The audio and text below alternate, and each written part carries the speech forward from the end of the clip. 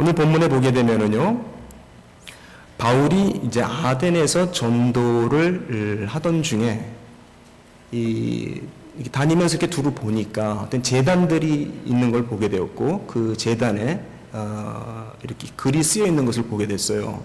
근데 그 타이틀이, 그 인스크립션이 뭐였냐면은 알지 못하는 신에게, to the unknown God, 이런 식으로 타이틀이, 제목이 붙어 있는 것을 보고서는 바울이 그런 거예요. 아덴 사람들이여, 여러분들은 참 종교심이 많습니다. 여러분들은 참 종교심이 많습니다. 참 종교적입니다. 영성이 참 높습니다. 뛰어납니다. 그런데 그게 뭔지 제가 여러분들에게 좀 잘 말씀을 드리겠습니다. 그 얘기를 하는 거예요. 여러분들이 굉장히 종교심이 뛰어나고 영성이 참 높은데 거기에 대해서 제가 좀 드릴 말씀이 있습니다. 오늘 저도 바울과 같은 그러한 마음이고 또 그러한 사명을 가지고 우리 사랑하는 기쁨의 교회 성도님들과 또 모든 기독교인들에게 정말 필요한 이 시대에 우리가 생각해 봐야 될 부분이다라고 하는 마음으로 이 말씀을 어떤 사명감을 갖고 여러분들에게 드리려고 합니다. 우리 모두 그리스도인은 영적인 사람들이에요. 그렇죠? 여러분들 스스로 나는 영적인 사람입니다, 이렇게 다들 믿으시고 계시죠? 예, 그 말은 무슨 말이냐면은 나는 그리스도를 믿습니다, 그 말이에요. 그러니까 뭐 감히 내가 영적인 사람이 돼야 되겠는데 내가 영적인 사람인가? 아직은 자신이 없는데, 그렇게 주저하지 마시고 여러분들이 그리스도를 믿습니다라고 고백을 하시면은 여러분들은 영적인 사람이에요. 그것이 신약 성경의 데피니션이에요. 그리스도를 믿습니다라고 하는 그 말은 그리스도의 영, 성령께서 내 안에 계신다라는 겁니다. 여러분들께서 그리스도를 믿습니다라고 고백하는 그 자체가 어떻게 가능하냐면은 이미 성령께서 우리 안에 들어오심으로 말미암아 그 고백이 성령의 힘으로 더불어서 이루어지는 거예요. 그 고백 자체가 영적인 고백이었어요. 네. 그런데 문제는 뭐냐면은 이 성경이 말하는 영적이다라고 말하는 것이 모든 사람들이 보편적으로 가지고 있는 영성과는 다른 것이에요. 같지 않다라는 겁니다. 성경에서 말하는 영적이다, 우리는 영적인 사람입니다, 그리스도인들은 영적인 사람입니다 라고 할 때는 그 사람들은 하나님에 관한 것들, 성경의 말씀을 비롯해서 어떤 영적인 그러한 세계에 대해서 이해를 할 줄 알게 되고요, 또 이해를 할 뿐만 아니라 이제 그런 것을 이제 즐기게 돼요. 그게 좋은 거예요. 그래서 좋아하게 돼요.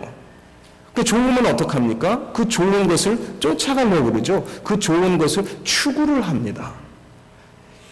예, 그것이 우리예요. 우리는 영적인 세계의 것들, 영적인 모든 어떤 현상이라 할까요? 모든 그 일들, 하나님이 하시는 그러한 그 구원의 일들, 이런 것을 이해할 뿐만 아니라 또 그것이 너무나 감격이 되고 감사하고 또 그래서 그것을 추구하는 것, 이것이 바로 영적인 삶인데, 그 영적이다라고 하는 그것과 일반적으로 보편적으로 사람들이 가지고 있는 영성과는 다른 것이에요.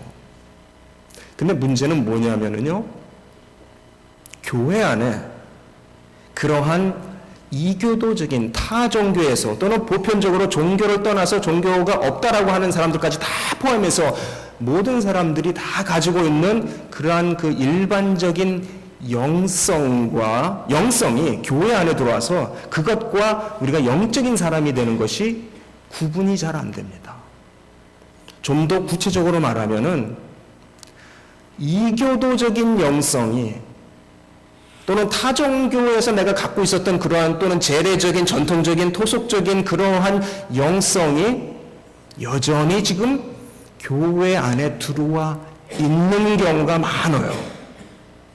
이번 시간에 좀 그러한 것을, 특히 나 자신에게 있어서 그런 면이 있지 않는가, 그런 것을 좀 발견하고 복음은, 성경은 그러면 어떻게 말하고 있는가, 이 점에 대해서 우리가 좀 깊이 좀 짚어보고 또 점검하고 다시 한번 우리가 바른 믿음과 바른 영성을 추구할 수 있는 그런 시간이 됐으면 좋겠습니다. 먼저 이제 제가 이렇게 영성이라고 하는 단어를 쓰니까 혹시 우리 가운데 그 말 자체가 좀 부담스러운 분이 계실 수 있습니다. 왜 영성이라는 단어를 자꾸 쓰나? 그거는 내가 알기로는 로마 카톨릭에서 옛날부터 중세시대부터 써오던 단어인데 그런 단어는 안 쓰는 것이 좋은 것이 아닌가. 예, 맞습니다. 그렇게 말을 하는 분들도 있어요. 그런데 문제는 조금 전에 제가 말씀드린 것처럼 영성이라고 하는 것은 기독교만의 용어가 아니에요. 또 캐톨릭이 먼저 썼던 용어도 아니에요. 영성이라고 하는 것은 사람 모두가 다 가지고 있는 거예요. 영성이 뭐냐면 쉽게, 아주 쉽게 편하게 정의를 한다면 뭐냐면 영적인 것을 추구하는 경향이겠죠. 그렇죠? 그 영적인 것이라고 하는 것은 어디에다가 초점을 두고 있는 것이냐면은 신, 하나님에게 초점을 두고 그 어떤 초월자, 신이 있을 텐데 그 신을 알고 싶어 하고 좀 만나고 싶고 또 체험하고 싶고 하는 그러한 욕구가 사람에게는 다 있다라고 하는 거예요. 제가 명쾌하게 증명을 해드리죠. 성경이 뭐라고 얘기하냐면은 하나님이 인간을 창조하실 때 어떻게 창조했다고 그랬죠? 무엇을 따라? 하나님의 형상을 따라. 그렇죠. 그 말은 우리가 그리스도인뿐만 아니라 모든 사람, 이 세상에 태어났던 모든 사람, 태어나는 모든 사람은 다 하나님을 닮게끔 창조됐습니다. 하나님을 닮았다라고 하는 것은 그 사람에게 하나님을 아는 지식이 있다 그 말이에요. 그런데 로마서 1장 18절, 19절, 20절에 보면은 그런 것이 우리에게 있는데 불의한 사람들은 그걸 어떻게 한다고 그래요? 그것을 막는다라고 합니다. 억지로 틀어 막는다. 서프레스한다. 눌러서 하나님을 아는 지식이 나오지 못하게 한다. 그러나 분명한 사실은 모든 사람들은 문명이 발달했던 안 했던 상관없이 종교적인 성향을 가지고 있어요. 미개한 사회에 가든지 아니면 문명이 발달한 사회에 가든지 미신이나 종교는 있습니다. 그럼 이런 보편적인 현상이 어떻게 가능하느냐? 지금 이 아덴의 사람들처럼 그 대상이 누군지는 모르지만 그 대상을 추구하려고 하는 성향이 있다라고 하는 거예요. 네. 특히 이 영성에 관한 문제는 배고프고 무엇을 입어야 될지 또 어디서 자야 될지 이 의식주의 문제가 해결이 안 될 때는 이 영성의 문제가 중요하지 않아요. 그런데 이 의식주의 문제가 해결이 되고 그 다음에 좀 더 여가를 가질 수 있게 되고 좀 더 높은 수준의 차원의 삶을 추구하기 시작하면은요, 이 영성의 그 충족이 이루어지지 않으면은 사람들은 만족을 하지 못합니다. 재밌게 놀고 난 뒤에 파티를 하고 근사하게 화려하게 멋있게 정말 아주 요란하게 파티를 재밌게 잘하고 난 뒤끝에 찾아오는 공허감이라는 것이 있어요. 사람은 아무리 재밌게 놀고 나도 그것이 딱 끝나는 순간 마치 파도가 밀려오는 것처럼 사람의 마음속에 왠지 공허함이 찾아옵니다. 아무리 재밌게 놀고 났어도. 그것이 무슨 말이냐면은 사람은 영적인 존재이기 때문에 그것이 충족되지 않으면은 사람은 만족을 누리지 못하는 경향이 있습니다. 그것이 소위 영성이라는 것이고, 영성이 있는 것은 인간이 하나님의 형상을 따라 만들어진 것이기 때문에 그런 영성을 갖게 된다라는 것이에요. 그러면은 문제는 뭐냐면은 너나 할 것 없이 기독교 어떤 타종교 할 것 없이 다 이런 영성이라고 하는 것을 추구합니다. 한 예를 들면 요즘 오늘날에 와서는 뉴에이지라고 하는 것이 있어요. 들어보셨을 것입니다. 뉴에이지라고 하는 것. 뉴에이지라고 하는 것은 특별한 종교가 아닙니다. 그러나 뉴에이지의 공통점은 뭐냐면 모양은 각이 달라요. 그 추구하는 방법이나 방편이나 어떤 매체나 이런 건 다릅니다. 중요한 건 뭐냐면 그 자체가 영성을 추구한다라고 하는 점에서는 같습니다. 어떤 경우에는 내 안에 있는 영성을 잃어버렸던, 망각하고 살았던 내 안에 있는 영성을 찾아서 전이를 하는, 어떤 알지 못하는 미지의 세계를, 내가 가보지 못했던 그것을 내 속에서 찾고자 하는 그런 시도도 합니다. 어떤 경우에는 소리를 통해서 새소리나 물소리나 또 특이한 악기 소리, 또 어떤 때는 냄새, 향, 아로마 같은 것을 피워놓고 하기도 합니다. 어떤 때는 조명을 가지고 하기도 합니다. 매체가 중요하지 않고 대상이 중요하지 않아요. 하지만 영성이 있다라고 하는 것을 전제로 그런 것을 추구하는 거예요. 제가 왜 이 말씀을 드리냐면은 그만큼 영성이라고 하는 것이 보편적이고, 이미 지금 우리 본문에서 본 것처럼 사람들은 종교심이 많습니다. 그런데 특히 한국 사람도 종교심이 많아요. 아테네 사람이 종교심이 많았던 것처럼 한국 사람도 종교심이 많아요. 근데 이 아테네 사람들이 이렇게 종교심이 많고 영성이 높았다라고 하는 것은 굉장히 재밌는 부분입니다. 왜냐하면은, 왜 그렇게 생각하냐면은, 철학의 발생지가 어디입니까? 예, 바로 그리스죠. 아덴, 여기에요. 예. 이 지역의 사람들은요, 이 고대 이 아덴의 헬라 이 지역은요, 상당히 만나면은 서로, 말하고 논쟁하고 변론하고 하는 이런 철학적인 대화, 깊은 인생이 무엇인가, 눈에 보이는 게 전부인가, 눈에 안 보이는 다른 세계가 있지 않을까, 이러한 그런 철학이 발달한 곳이 이 아덴인데도 이 사람들은 굉장히 미신적이고 종교심이, 영성이 굉장히 높은 사람들이었어요. 뭔가 재밌는 연관이 있죠. 네. 문제는 뭐냐면은, 과연 기독교인들이 내가 추구해야 될 영성, 즉 성경적인 이 영성, 즉 하나님을 아는 지식, 그래서 이 하나님을 바로 추구해야 되는 이것과 보편적으로 사람들이 가지고 있는 그 영성, 타종교에서도 가능한 영성, 이 영성과 어떻게 다른지, 아까 말씀드린 것처럼 우리가 과거 한때 그리스도를 몰랐던 사람이었다면은, 또 전통적으로 우리는 그리스도를 모르던 그러한 문화권 속에서 살았습니다. 재래적으로 가지고 있었던 영성이 있었습니다. 이따가 좀 그런 말씀을 드릴 거예요. 그것과 그렇게 우리가 몸에 배어있는 영성이 있어요. 그 영성과 지금 우리가 신약의 성도로서 살고 있는 모습이 어떻게 구분이 되느냐. 노골적으로 말씀드리면, 구분하실 수 있으세요? 여러분들은 구분하실 수 있으십니까? 이렇게까지 우리가 생각을 해야 되는 거예요. 과연 나는 어떻게 그것을 구분하고 있는가? 그것이 구분이 안 되면 무슨 문제가 오냐면은, 하나님을 몰랐을 때는 알지 못하는 신을 추구함으로써 충족하려고 했던 것을 이제는 하나님이라고 하는 대상을 놓고 추구하는 것이 될 수 있다는 거예요. 전에는 누군지 모르고선, 또는 전에는 천지신명에게 빌던 것을 이제는 내가 기독교인이기 때문에 이제는 그 기도를 하나님께 하는 겁니다. 이렇게 생각해 가지고서는 신약의 성도가 아니라는 거예요. 이렇게 생각해 가지고서는 신약의 영적 생활이 아니다라는 겁니다. 우리는 과거에는 타종교를 가지고 있다가 그냥 기독교로 갈아탄 게 아니에요. 거기에는요, 과거의 것을 부인하고 과거의 것과 불연속적인, 단절되는, 오버랩되지 않은 분명하게 다른 뭔가가 있어요. 그 다른 뭔가를 우리가 정확하게 알아야 돼요. 이 성경을 통해서, 복음을 통해서요. 자, 한국 사람들이 어떠한 영성을, 종교적인 성향을 가지고 있었는지 좀 말씀을 좀 드릴게요. 이 한국 사람들은, 한민족은 이 바울이 아덴에서 봤던 그 사람들처럼 굉장히 종교성이 많습니다. 굉장히 종교성이 많아요. 종교성이 많다라고 하는 것은요, 종교다원주의적인 그러한 성향이 크다라는 겁니다.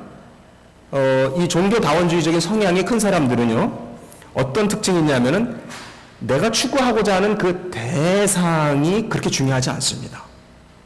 대상이 그렇게 중요하지 않아요. 그래서 이 사람들은 대체적으로 종교를 바꿀 때 쉽게 바꿉니다. 전도를 해보면은 무신론자를 만나기는 그렇게 쉽지 않습니다. 한국 사람 중에서 어떤 종교적인 신앙관으로서 무신론자를 만나기는 쉽지 않습니다. 왜냐하면 전통적으로 과거에 재래적으로 우리가 종교를 가지고 있었어요. 하다못해 조상을 섬기더라도 우리가 종교가 있었습니다. 그렇죠? 제사라고 하는 것 자체, 그것이 단순한 어떠한 한국 문화 차원이 아니라 그 자체가 조상들에게 뭐라고 빌어요? 조상님 나를 도와주세요. 우리 자식들 도와주세요. 조상님이 어떻게 좀 해가지고 결국 조상이 어떤 위치에 올라가냐면 초월자의 위치에 올라가서 나를 도울 수 있는, 복을 줄 수 있는 그런 위치까지 올라가게 되죠. 결국 그것이 종교적 형태가 되는 겁니다. 그러다 보니까 이렇게 종교적인 그 다원주의적인 성향이 강한 사람들은 종교를 바꾸는 것이 그렇게 어렵지 않아요. 그러다 보니까 그 말은 내가 기독교인이 되더라도 분명하게 기독교인이 뭔지, 신약성경에 말하고 있는 기독교인이 뭔지에 대한 분명한 이해를 하는 데 있어서 그렇게 절실하지 않을 수 있어요. 내가 뭘 믿고 있는지, 내가 과거의 신앙과 과거의 종교성과 지금의 종교성이 어떤 면에서 다른지에 대한 본인의 그 어떤 생각이나 각오가 분명하지 않을 수 있다라고 하는 데 문제가 있습니다. 자, 그 예를 좀 들어드릴게요. 가장 한국 사람들이 종교적이다, 종교성이 많다, 영성이 많다라고 하는 데 있어서 가장 대표적인 것이 기도인 것 같아요. 기도. 예. 한국 사람들은요, 원래부터 기도하던 사람들이에요. 한번 생각해 보세요. 과거, 우리 전통적으로, 한국 사람들이 가지고 있었던 그런 그 기도 생활. 아침에 일찍 일어나서 동네 어귀에 있는 큰 나무 밑에 가서 돌을 올려놓고 기도합니다. 새벽 기도하는 거죠. 또 밤이면은 물 떠놓고 달 바라보고 기도를 해요. 예, 철야 기도하는 거죠. 그러니까 교회에 와서 새벽 기도합니다, 철야 기도합니다 라고 하는 그 말을 들었을 때에 용어는 처음 들어봤어도 그 하고 있는 그 형태나 그것은 유사하다라고 생각을 하는 거예요. 원래 기도를 하던 사람들이니까 기독교인이 돼서도 기도를 많이 하는 것이 자연스럽습니다. 그리고 당연하게 이해가 됩니다. 그것이 한국 사람들이 가지고 있는 하나의 그 높은 영성의 한 예라고 할 수 있어요. 해가 바뀌면은 12월 31일에서 1월 1일로 해가 바뀌면은, 날짜가 바뀌면은 이미 뭐 며칠 전부터 뉴스에 막 나와요. 동해 인근에 해 맞이하기 위해서 인파들이 몰려들기 때문에 인근의 모든 호텔이나 모텔은 다 이미 레저베이션이 끝나고 얼마나 많은 사람들이 몰릴 것이다. 뭐 해변가나 산봉우리 위에나 그 해맞이를, 솔직히 해맞이를 보러 가는 게 아니라 해를 맞으면서 기도하러 가는 거예요. 기원을 하죠. 어떤 특정한 종교가 있지 않는 사람도 해를 맞으면서 새해를 바라보며 뭔가 기원을 하러 갑니다. 그러니까 한국 사람에게 있어서 기도라고 하는 것은 그들의 영성과 매우 밀접한 관계가 있어요. 그런데 이것이 이제 교회 안에 들어와서, 교회 안으로 들어와서 교회에서 말하는 기도와 연결이 되는 거예요. 여기에서 소위 이교도적인 영성이 지금 교회 안에 어떻게 들어와 있는지, 들어와서는 어떤 모양을 하고 있는지, 우리 자신이 나도 모르는 사이에 여전히 이교도적인 신앙생활을 하고 있는지도 몰라요. 한번 그거를 좀 제가 말씀드리면은, 구체적인 얘기를 드리다 보면은 좀 제 마음에서 불편하실 수도 있는데, 한번 좀 정말 내가 신앙생활을 하면서도 복음의 본질에서 벗어난 이교도적인 그러한 영성을 가지고 있으면서 내가 신앙생활 한다고 했구나, 그런 부분이 혹시 없지 않은지 한번 확인해 주시기 바랍니다. 한국 교회의 자랑거리 하면은 기도죠. 한국 교회가 전 세계 교회 앞에 자랑처럼 내세우는 게 기도입니다. 한국 교회 하면은 기도 많이 합니다. 이거를 우리가 마치 우리의 긍지처럼, 자부심처럼 얘기를 해요. 그런데 과연 그렇게 얘기하는 것 자체가 성립이 되느냐라는 거예요. 우리가 기도를 많이 하는 한국교회는 기도를 많이 합니다. 이것이 과연 성경적으로 할 수 있는 얘기냐? 그것도 한번 생각을 해보세요. 자, 기도와 관련해서 어떠한 문제점들이 있냐면요. 기도를 강조를 하는 것은 좋은 거예요. 기도를 강조를 하고 또 기도하는 것 자체가 익숙지 않기 때문에 또 때로는 훈련이라고 하는 이제 교육의 차원에서 그런 것이 필요하니까 할 수도 있습니다. 그런데 어떤 게 문제가 될 수 있냐면은 기도를 양적으로 평가를 하는 거예요. 기도를 양으로 평가를 하는 거예요. 적어도 몇 시간은 기도를 해야 된다 하는 그런 말들 있죠. 아무개는 기도를 많이 합니다. 이렇게 칭찬을 해요. 과연 기도를 많이 한다는 것이 어떤 덕목이나 칭찬거리가 될 수 있을까요? 여러분, 기도를 양쪽으로 하는 것은요, 그것은 이미 과거에 이교도 시절에 재래 종교, 자연 종교에서 하는 거예요. 그때는 기도를 양으로 측정을 했습니다. 정성으로 측정을 했습니다. 기도를 얼마만큼 드리냐가 공로가 됩니다. 그 사람의 소원이 성취될 수 있는 어떤 근거가 됩니다.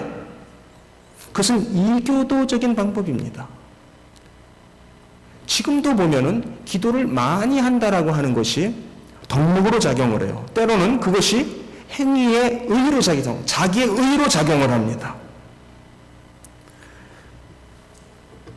데살로니가전서 그 5장 17절에 보면은 쉬지 말고 기도하라 이런 말이 나오죠. 너무나 잘 아는 말씀이에요. 이걸 우리가 어떻게 이해를 해야 되는지 이따가 말씀을 드리겠습니다만은 거기 보면은 쉬지 말고 기도하라 그랬는데 많은 사람들이 이 구절을 어떻게 이해하냐면은 이것은 강조적 표현이지 문자적으로 하는 말이 아니다 이렇게 생각을 해요. 어떻게 우리가 쉬지 않고 기도만 합니까? 그러니까 이것은 강조의 표현입니다. 많이 하라는 말입니다. 최선을 다해서 많이 하면 되는 겁니다. 그러면은 여러분에게 묻겠습니다. 얼마만큼 해야 많이 하는 건가요? 얼마만큼 해야 많이 했다라고 여러분들은 마음의 확신을 갖고 일어설 수 있나요? 바로 그 이유 때문에 종교개혁이 일어난 거예요. 루터가 회개 기도를 했어요. 회개를 하는데 로마 카톨릭에서 이 수도사로 자기가 알고 있기에도 모든 회개를 다 해야 용서가 이루어지는 걸로 알았어요. 그런데 아무리 회개의 기도를 하고 일어서려고 하는 순간 혹 내가 잊어버린 게 없나? 혹 내가 빠뜨린 게 없나? 이거는 충분하나?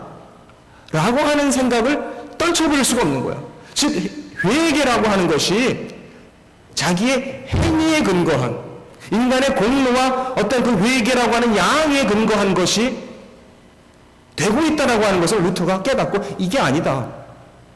복음은 이게 아니다. 라고서 루터가 나가서 외친 것이 우리는 오직 믿음으로 말미암아 하나님의 은혜로 구원을 받습니다. 나의 어떤 행위의 공로에 의해서 구원을 받는 게 아닙니다. 라고 복음을 되찾은 데에서 종교개혁이 일어난 거거든요. 그런데 우리 주변에서 보면은 우리는 기도를 많이 하는 사람들을 존경을 해요. 기도를 많이 하는 목회자를 존경을 합니다. 피인이 지나쳤다면 용서하세요. 마치 돌을 많이 닦은 도사를 바라보듯이 기도를 많이 하는 목사님 앞에서는 상당히 고개를 숙이는 것 같아요. 그런 것을 가지고 영적 권위라고 생각을 하는 것 같아요. 목사의 권위는 말씀을 제대로 정확하게 강론하는 데 있지 그 외에 다른 어떤 데도 목사의 권위가 있지 않습니다. 말씀이 세워지면 그것이 권위가 되는 것이고 아니면 없는 것이에요. 우리가 복음을 몰랐을 때는 모든 것을 양으로 생각을 했습니다. 쉬지 말고 기도하라라고 하는 말은요, 양적인 양으로서 성취할 수 없는 말이에요. 인간이 행위로서 달성할 수 없는 말이에요. 그것을 부정하는 말입니다. 신약이 보여주고 있는 그 영적인 삶이 무엇이냐? 기도를 양으로 보는 것 자체가 성경에 안 맞습니다. 이따가 그럼 어떻게 해야 되느냐를 말씀드릴 거예요. 둘째, 이교도적인 영성에 물들어 있는 그러한 우리의 영성의 두 번째 문제로서 이제 기도를 가지고 제가 대표적으로 말씀을 드리는 거예요. 기도가 많은 경우에 자기 해소, 자기 정화의 수단과 방편으로 사용이 됩니다. 한국 사람들은 참 한이 많은 민족이다 그러죠. 한 많은 백성이다. 예, 한을 지니고 살아요. 그래서 이 한을 풀어야 돼요. 한을 푸는데 기도가 그 매체가 방편이 되는 경우가 있어요. 현대인들의 삶에 있어서 문제가 스트레스 아닙니까? 스트레스가 쌓이면 병이 된다는 걸 잘 알아요. 스트레스를 풀기 위해서 어떤 사람은 취미 생활을 하고 운동을 하고 어떤 사람은 뭐 술을 마시기도 하고, 그리스도인은 기도를 하기도 해요. 우리가 통성기도라고 하는 걸 하는데 통성기도가 필요할 때가 있고 또 우리가 할 때도 있습니다. 그런데 어떤 경우에는 이 통성기도나 같이 하는 이 기도 속에서 표현이 과하면 용서해 주세요. 어떤 한풀이 같은 자기의 스트레스를 푸는 그러한 방편이 되는 경우가 있습니다. 제가 어느 부흥 집회에 참석했다가 직접 목격한 일이에요. 강사 목사님이 어떤 그 내적 치유 상담 전문가인데 그분이 말씀을 다 마치고 역시 그 내적 치유에 관련된 그런 내용을 가지고선 설교를 다 하고 나서 이제 통성기도를 인도합니다. 직접 통성기도를 인도하는데 이분이 뭐라고 따라하게 하냐면 하나님 아파요 라고 절규를 하게 해요. 소리를 치게 해요. 하나님 아파요 라고 외치라는 거예요. 그것을 몇 번을 청중들이 처음에는 어색하니까 안 하죠. 그러니까 보지 말고 옆에 사람 보지 말고 남 의식하지 말고 따라하게 하라고 하면서 몇 번을 따라하게 하니까 어떤 현상이 생기냐, 완전히 군중심리에 이 빠져가지고선 온 이 청중이 울음바다로 변해버려요. 갑자기 절규의 도가니로 확 변하더니 저 자신도 그 가운데 앉아있는데 저도 막 마음이 울컥울컥 할 정도로 이게 막 이 군중심리라는 게 이런 거구나라고 하는 걸 때 느꼈어요. 분위기가 무섭게 변하는데 이게 절제가 안 되고 그 다음에는 캄다운을 시키지를 못하는 거예요. 이게 끝나지를 않는 거예요. 한 30분 이상 계속되는데 아무도 이게 스탑을 못 시키더라고요. 저는 거기에서 기도가 이렇게 변할 수도 있구나. 물론 그 자체를 제가 전체를 전부 다 부인하는 건 아닙니다만은 제가 여기에서 문제시 보고 있는 부분이 뭐냐면 소위 이교도의 영성, 즉 자연종교, 타 종교에서도 그러한 것은 추구할 수 있어요. 소위 다른 종교에서도 기도를 통해서 무아지경이나 해탈을 이룹니다. 그런 것이 성령이 움직이시는 그러한 기도 아니라도 그러한 일이 있을 수가 있습니다. 그러면 성경이 말하는 기독교가 말하는 기도가 무엇이냐라고 하는 것에 대해서 우리가 내가 어떤 기도를 하고 있는지를 정확하게 알아야 되겠죠. 그렇지 않고서는 지금 내가 교회는 다니지만은 내 종교는 안 바뀌었을지도 몰라요. 자, 세 번째 어떤 문제가 있느냐? 세 번째 문제는요, 굉장히 심각한 문제인데 기도가 성경을 대신하는 경우가 있습니다. 성경 대신 기도를 선택을 하는 경우가 있습니다. 성경을 기도라고 하는 것은 하나님을 만나는 방편입니다. 은혜의 자리로 나아가는 하나님이 주신 방편이에요. 그런데 하나님을 만날 수 있는 최고의 가장 좋은 방법은 또 가장 정확한 방법은 성경이에요. 성경에서 만나지 못하는 하나님을 기도를 통해서 만났다면 거기에는 심각한 문제가 있는 겁니다.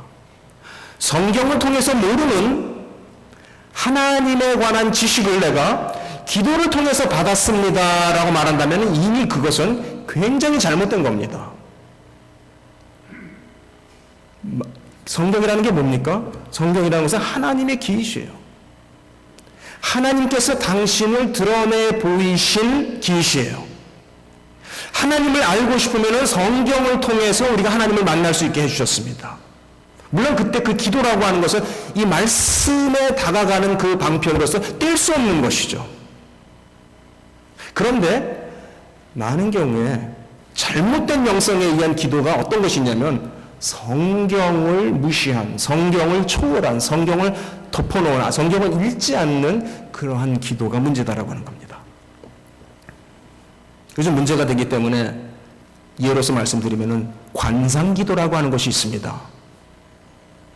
제가 한국에서 오기 전에 한 자료를 그 북쉘프에 한 이만큼 정도 제가 모아놨어요. 관상기도에 대해서 나름대로 리서치를 하다가 마무리 안 하고 들어왔는데요. 관상기도가 처음에 시작이 된 것은 로마 카톨릭에서부터 시작이 된 건데 이것이 성경적이지 않은 기도예요. 결국은 이 관상기도가 어떤 자기 명상에 빠져서 어떠한 무아지경으로 들어감으로써 하나님과 만날 수 있다라고 말하는 거예요. 그래서 관상기도에서는 기도를 하지 말라고 그래요. 내가 알아듣는 말로 기도하지 말라고 그러고 생각을 하지 말라고 그래요. 제가 이 기독교 채널에서 몇 년 된 얘기인데 이 관상기도를 하는 모습을 본 적이 있어요. 어떤 수양관 같은 이렇게 방에 한 10대 명 둘러 앉아서 관상기도를 이렇게 배우는데 구역예배 보듯이 이렇게 성경을 앞에 놓고 쭉 둘러 앉았습니다. 그런데 기도를 관상기도를 실제로 어떻게 하냐면은 돌아 앉아서 성경을 앞에 두고 돌아 앉아서 벽을 바라보고 이렇게 앉아서 무슨 선을 하듯이 기도를 하는 걸 보고 딱 본 거예요. 그 장면이 마치 저에게는 어떤 메시지처럼 왔어요. 성경에 등을 돌린 채 돌아 앉아서 기도하는 저 모습이 과연 기도일까? 우리가 사실 성경을 통해서 하나님을 만나는 것은 쉬운 일이 아니에요. 네, 저도 인정해요. 성경을 읽으면서 하나님을 인격적으로 만나고 그것이 나에게 은혜가 되고 이렇게 되기까지는 굉장히 쉽지 않습니다. 성경을 많이 알아야 되고요. 성경도 많이 읽었어야 되고 그러다 보니까 많은 성도님들이, 많은 그리스도인들이 여기에서 지레 기법을 해요. 포기를 해요. 그리고 이게 어려우니까 마치 대안처럼 선택하는 게 뭐냐? 기도가 될 수 있는 것 같아요. 그렇게 돼서는 안 된다라는 겁니다. 아까 말씀드린 것처럼 한국 사람들은 원래 기도하는 데 익숙해요. 그러다 보니까는 힘들게 성경을 읽고 이해하려고 하고 이러는 것보다는 그냥 하루 저녁 아주 화끈하게 빡세게 기도하는 걸, 나무뿌리 하나 뽑는 걸, 뽑으면은 뭔가 역사가 일어나는 거를 그걸 더 믿고 싶죠. 그냥 단김에 뭔가 쇼를 보고 싶어하는 그러한 마음이 너무 급해요. 기도가 그런 것이 아니다라는 겁니다. 네, 그런 것이 기도가 아니다라는 것이죠. 과거의 교회 역사를 보게 되면은요, 그런 이단들이 많았습니다. 기도를 성경을 대체하는 방편으로. 그래서 성경을 떠나서도 기도를 하면은 하나님의 계시를 받을 수 있다 이렇게 생각하는 사람들이 과거 기독교 역사에 많았었어요. 그래서 다 이단으로 정죄가 됩니다. 그리고는 사라집니다. 그런데 또 그런 사람들이 또 계속 나타나요. 다른 이름으로 다른 옷을 갈아입고 등장하고 지금도 그런 사람들이 많습니다. 여러분들 흔들리시면 안 돼요. 기도를 우리가 강조합니다. 이따가 왜 강조하는지 제가 말씀드릴 거예요. 그러나 기도가 성경을 대신하는 방편으로 하나님 주시지 않았습니다. 우리는 성경에서만 하나님을 만날 수 있습니다. 자, 그러면은 신약 성도는 신약의 신앙은 신약의 그 영성은 무엇이냐? 영적 삶이라는 것이 무엇이냐? 제가 말씀을 드리겠습니다. 사실 여기서부터가 본론이에요. 자, 에베소서 5장 18절을 찾아서 같이 보시겠습니다.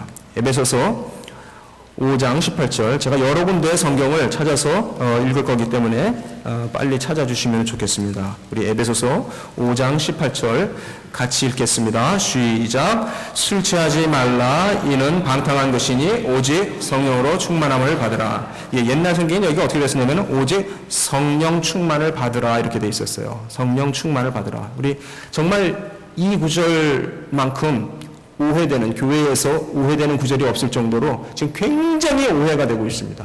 지금 불행하게도 번역 자체가 잘못되어 있어요. 자, 동사가 뭐예요? 동사가 뭡니까? 받으라가 지금 동사로 나와 있죠? 예, 이 문장의 동사가 받으라로 되어 있어요. 그런데 아니에요. 원문에는 받으라라고 하는 단어는 없습니다. 여러분, 받으라 그러니까는 교회 올 때, 집회를 오실 때, 기도회 하러 가실 때 받으러 갑니다. 성령 충만을 받으러 가세요. 받아가지고서는 삽니다. 살다 보니까 이게 다 떨어져요. 또 받으러 갑니다. 그래서 또 채웁니다. 그리고 살다 보니까 다 이게 약균이 떨어져 배럴이가 다 나가듯이 또 떨어집니다. 그럼 교회 또 가서 또 받습니다. 우리 그렇게 사는 경우 많잖아요. 받아서는, 은혜 받아서는 살면서 다 이제 소진하고 나면 또 받으러 가고, 또 받아서 살고, 채워서 또 살고. 그게 본문의 뜻이 아니에요. 그런 식으로 해석을 하는 거는요, 좀, 공감은 안 되시겠지만 그것이 로마 캐톨릭, 중세에서부터 내려오는 로마 캐톨릭 신학에서 나오는 거예요. 그런 것들이요. 자, 성경은 뭐라고 말하냐면요, 이 본문이 어떻게 쓰여져야 되냐면은 성령으로 충만해지라, 이것이 원래 뜻이에요. 충만하다가 이게 동사입니다.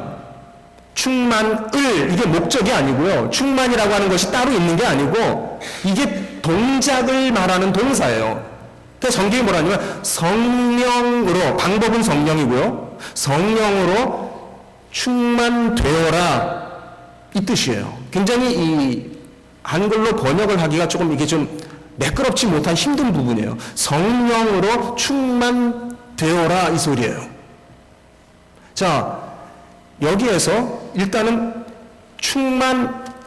성령으로 충만하라라고 하는 능동태의 의미가 아니라 충만되는 거예요. 그러니까는 누가 나를 충만하게 하냐면은 성령이 나에게 충만하게 할 때, 충만이라고 하는 것은 가득한 걸 말합니다. 충만, 가득. 성령이 나의 삶의 구석구석에 나의 생각과 행동 속에 임하실 때, 나를 지배하시려고 할 때에 나를 맡겨라, 복종시켜라, 그런 의미죠. 예. 그러니까 내가 나를 자기 스스로 펌프질해서 이렇게 부풀리는 게 아니고 성령이 나를 지배하려고 할 때 거기에 나를 맡겨라, 그런 뜻이에요. 그런데 그 동작의 그 의미가 다른데 여기 있는 것처럼 받다, 받다라고 하는 동작은 어떻게 완성이 됩니까? 제가 여러분의 공을 이렇게 던져드리면서 받으세요 그러면 그 동작은 한순간에, 받는 순간에 완료가 됩니다. 그렇죠? 그 동작은 한 번 딱 받으면 끝납니다. 무슨 뜻인지 아시겠죠? 그런데 여러분 거기 계세요, 앉아 계세요 그러면은 그 동작은 한 번에 끝나는 게 아니라 지속되는 동작입니다. 계속되는 동작이에요. 여기에서 충만되어라 라고 하는 이 동작이 한 번에 끝나는 동작이 아니고 지속되어야 되는 동작을 말해요. 이것이 이 영어나 한글이나 이런 다른 언어에 잘 보이지 않는 헬라어가 가지고 있는 그 특성이에요. 헬라어를 읽는 사람은 그것이 명확하게 보입니다. 그 뜻이 명확합니다. 즉 성령으로 충만하세요, 이것이 충만되세요, 이것이 한 번 하고 말라는 뜻이 아니라 계속해서 성령으로 충만한 상태를 유지하세요, 그 소리예요. 그러니까 지금은 내가 충만하지 않은데 나중에 충만한 상태에 도달하겠습니다. 이게 아니에요. 지금 이 메시지는, 이 편지는 에베소에 있는 모든 그리스도인들에게 보내는 편지예요. 목사에게만 해당되는 말이 아니고, 예? 특별히 나는 좀 더 차원 높은 그리스도인이 되고자 하는 사람에게만 해당되는 것이 아니라 모든 그리스도인의 모습이 어때야 되느냐? 가장 정상적인 그리스도인의 모습이 무엇이냐? 늘 성령으로 가득한 사람이 정상적인 거예요. 그것이 특별한 사람이 아니고, 그것이 우리가 도달해야 될 그 목표가 아니고, 예수를 믿는 그 순간부터 그리스도인은 성령으로 더불어 충만한 것만이 신약성경이 말하는 정상적인 모습입니다. 여러분들, 여기에 큰 오해가 뭐냐면, 많은 사람들이 그리스도인이 된 다음에, 이제 쉽게 말하면 믿음이 제대로 아직 들어가지 않고 잘 그냥 모르고 그냥 교회만 그냥 왔다 갔다 하는 그런 그리스도인이 있고, 그 다음에 또 높은 경지에 도달해서 그야말로 성령이 충만한 그리스도인이 있고, 신약성경은 절대 그렇게 말하지 않습니다. 신약성경이 아는 그리스도인은 한 종류밖에 없어요. 구원받은 사람은 한 종류밖에 없어요. 그 사람이 누구냐? 성령으로 늘 충만하게 사는 것이요. 그것만이 가장 일반적인 그리스도인이에요. 너무 기대치가, 목표치가 너무 높지 않습니까? 그게 아니라 그것만이 그리스도인의 모습이에요. 그렇지 않고 내가 언젠가는 뭐 돌을 닦아서, 믿음을 쌓아서, 자, 닦고 쌓고 뭐 경지에 도달하고, 이게 다 이교도적인 용어예요. 이교도적인 발상이에요. 자연종교에서 썼던 그런 개념들이에요. 기독교적 개념들이 아닙니다. 그런데 여전히 교회에 들어와서도 이교도식으로, 자연종교식으로 신앙을 이해하고 있으니 문제가 된다라고 하는 것이죠. 자, 그건 한 군데가 아닙니다. 자, 갈라디아서 5장 16절을 보겠습니다. 갈라디아서 5장 16절이요. 같이 읽겠습니다. 시작. 내가 이르노니 너희는 성령을 따라 행하라. 그리하면 육체의 욕심을 이루지 아니하리라. 얼마 전에 여러분들 갈라디아서 공부 다 마치셨습니다. 자, 여기 보면은 너희는 성령을 따라 행하라 이렇게 됐습니다. 이걸 보다도 원문에 가깝게 번역을 한다면 성령과 더불어 걸으라 이랬어요. 성령 안에서 걸으라, 성령을 쫓으라 이렇게 표현할 수도 있겠습니다만, 성령을 따라 행하라 이렇게까지 의역이 된 건데, 그 원문의 뜻은 성령에 의해 걸으라, 성령과 더불어 걸으라, 그를 쫓으라, 그런 말이 돼요. 그런데 여기 이 동작 역시 마찬가지로 이 동작이 한때 같이 걷다가 또 말았다가, 같이 동행했다가 말았다가 그러는 동작이 아니고요. 이 동작도 쉼이 없이 끊임없이 계속해서 성령과 더불어 걸으라는, 동행하라는 그러한 내용이에요. 그러니까 조금 전에 봤던 늘 성령으로 충만되어라 라고 하는 말과 결국은 본질적으로 같은 얘기가 되는 거예요. 그렇죠? 자, 데살로니가전서 5장 17절 봅니다. 이미 잘 아는 구절이니까 그냥 바로 외워보죠. 시작. 쉬지 말고 기도하라 말씀이에요. 아까 제가 말씀드렸습니다. 자, 여기 이 기도하다라고 하는 이 동사도요, 그 동사만 가지고도 이 동작이 주는 의미가 한 번 기도하고 마는 것, 그게 아니라 이 기도하라라고 하는 이 동사가요, 쉬지 말고 끊임없이 기도하라라는 그 뜻을 가지고 있어요. 그 기도를 하는데 멈춰서는 안 되는 그 동작을 말합니다. 그런데 그 의미를 강조하기 위해서 앞에다가 쉬지 말고라고 하는 부사를 넣어놨어요. 강조의 부사를 넣어놨어요. 쉬지 말고 끊임없이 기도하라 이렇게 써놨어요. 자, 여기 얼마만큼 저자의 의도가 있는지 한번 생각해 볼 수 있겠죠. 단순하게 기도하라라는 단어만 가지고도 이 기도는 끊어지지 않는 기도다라는 것을 알 수 있는데, 일부러 그 앞에 쉬지 말고 기도하라 그랬는데, 그것은 문자적인 뜻이 아니고 그냥 강조의 표현이야. 그러니까 기도 많이 하라는 뜻이야. 5시간 기도하면은, 5시간이 많이 기도한 거라고 치면은, 그럼 나머지 24시간 중에 19시간은 거기에 대한 답변은 어떻게 할 것이냐. 분명히 문제가 생기죠. 네. 5시간 기도하고 19시간은 거기에 대한 답변은 어떻게 할 것이냐. 분명히 문제가 생기죠. 네. 5시간 기도하고 19시간은 거기에 대한 답변은 어떻게 할 것이냐. 분명히 문제가 생기죠. 네. 5시간 기도하고 19시간은 거기에 대한 답변은 어떻게 할 것이냐. 분명히 문제가 생기죠. 여기에서 끊임없이 기도한다라고 하는 것은 그 기도의 가장 그 본질적인 뜻이 무엇이냐면요. 하나님 앞에 나와서 이렇게 막 리스트를 놓고 막 리스트대로 주문을 하고 아뢰고 이게 기도가 아니고 기도의 가장 본질적인 뜻은 뭐냐면 내가 더 이상 할 수 있는 게 없기 때문에 하나님의 능력을 믿고 또 그분의 약속을 믿고 그냥 그분에게 의탁하는, 나를 던져서 맡기는, 마치 서렌더하고 항복하는, 그게 기도예요. 기도의 가장 깊은 의미가 뭐냐면 나를 완전히 맡기는 거예요. 더 이상 내가 할 수 있는 게 없습니다. 그러니까는 무능한 인간이, 잘 들으세요, 무능한 인간이 할 수 있는 최선의 길, 무능한 인간이 할 수 있는 가장 큰 일이 뭐냐? 기도예요. 재미있는 표현이죠. 할 수 있는 게 아무것도 없기 때문에 할 수 있는 게, 해야 되는 게 기도예요. 기도는 결국 나는 못합니다. 하나님께 맡기고 내달리고 나갑니다. 이게 기도예요. 그렇다면 이 말이나 성령으로 충만하다는 말이나 성령과 더불어 동행한다는 말이나 같은 의미예요. 결국 같은 걸, 같은 생활, 같은 삶을 말하는 거예요. 그래서 신약 성경은 이러한 모든 것을 종합해서 한마디로 뭐라고 그러냐면 믿음이라고 말합니다. 그걸 믿음이라고 그래요.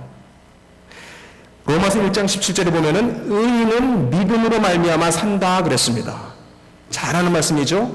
의인은 믿음으로 말미암아 산다. 여러분 이 말씀을 어떻게 받아들이셨습니까?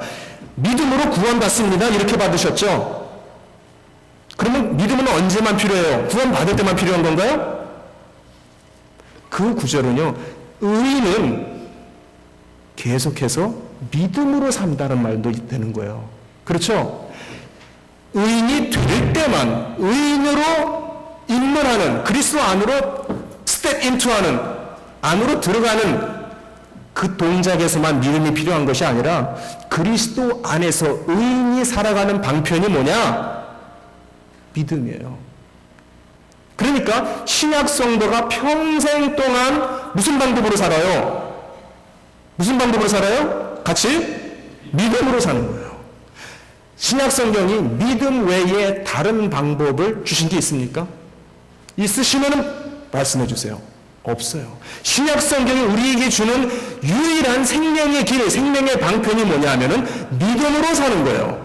믿음 외에는 다른 방법이 없어요.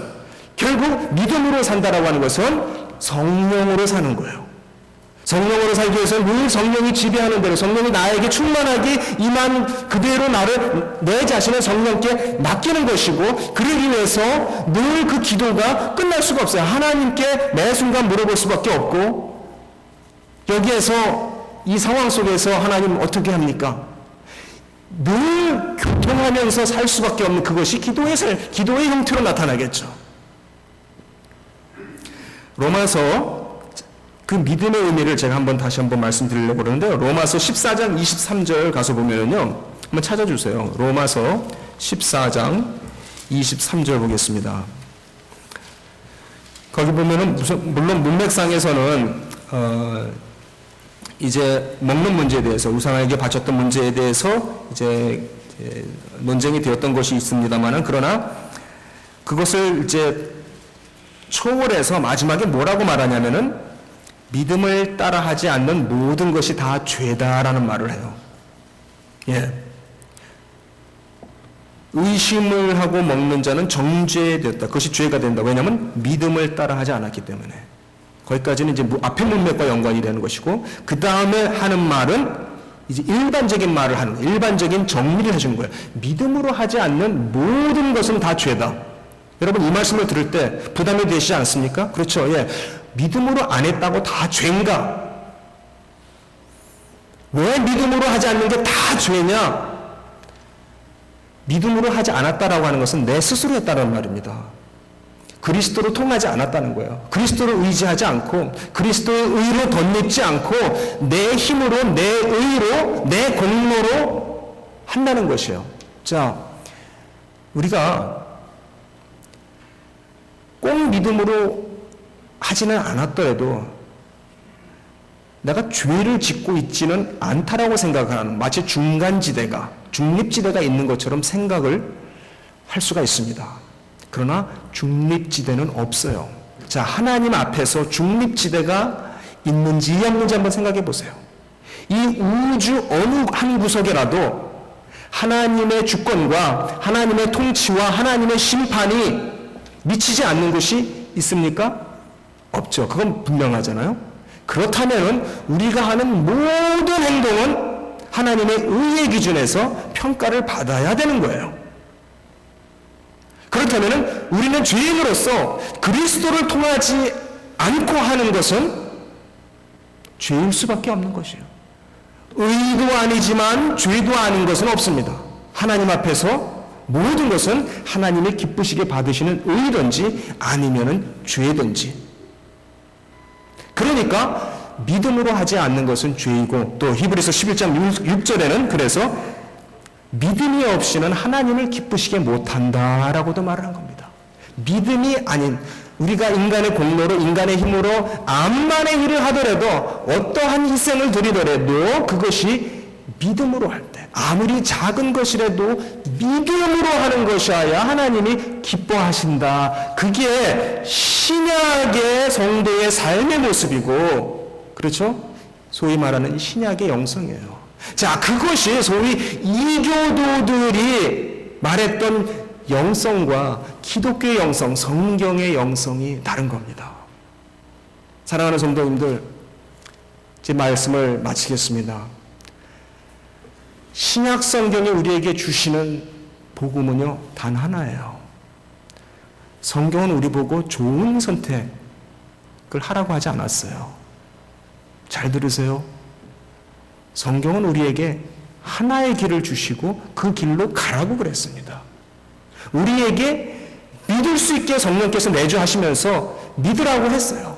즉, 그 믿는다라고 하는 것은 그리스도와 결탁이 되고 그리스도와 연합이 되고 그리스도와 하나가 되고, 그러기 위해서 늘 성령의 힘을 의지하고 성령과 동행하고 성령을 찾고 추구하고, 그것만이 믿음의 삶이에요. 신약 성경이 우리에게 제시하는 것은 바로 믿음으로 살라, 성령과 더불어 동행하라고 그런 거예요. 제가 여러분에게 마지막은 아니겠지만은 마지막으로 제가 당부를 드린다면은 이 말씀밖에는 없어요. 사랑하는 성도님들, 믿음으로 사십시오.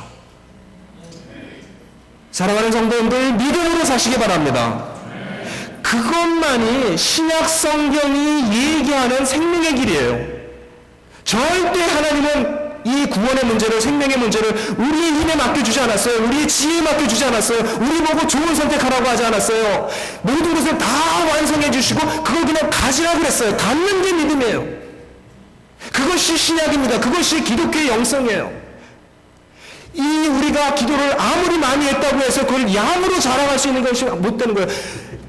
쉬지 말고 기도하라, 이 말은 바로 그 행위에서 나오는 의의를 부정케 하는 말입니다. 행위로서 할 수 없다라고 하는 거예요. 우리는 한순간도 끊임없이 하나님을 찾을 수밖에 없는 존재다라고 하는 것입니다.